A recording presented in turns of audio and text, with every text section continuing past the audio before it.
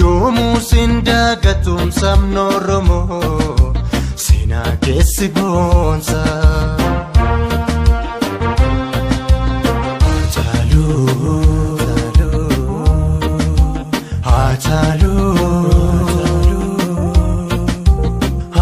Haataluu hundeessaa yoomuu sindagatum sabno Oromoo seenaa keessi boonsa.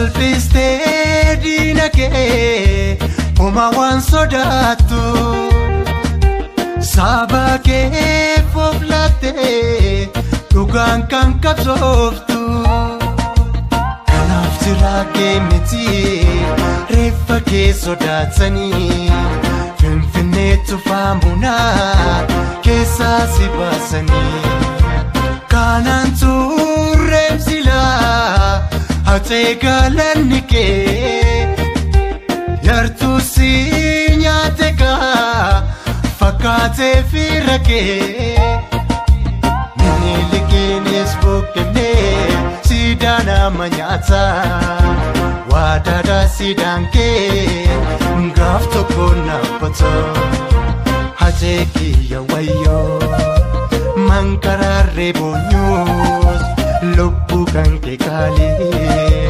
deeffachuun dandeenyu boolla kan kee keessaas daadhii si fayyaasu waaqni Oromoo biyyee sitti isaa salphisu rabbiin jannata isaa eessi haa badhaasu waaqni dachiibsanii si akkananii geessu.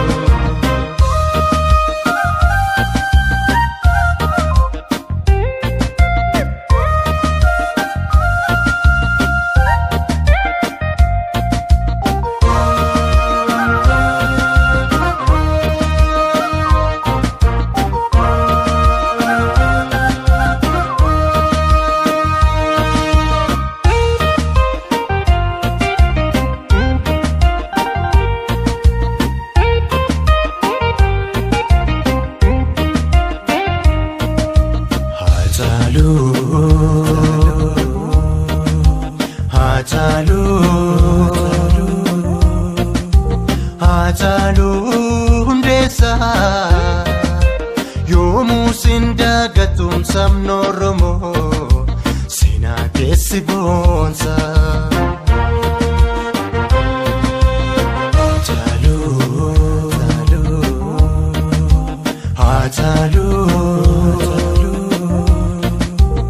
Haataluu hundeessaa yoomuu sindagatum sabno Oromoo seenaa keessi boonsa.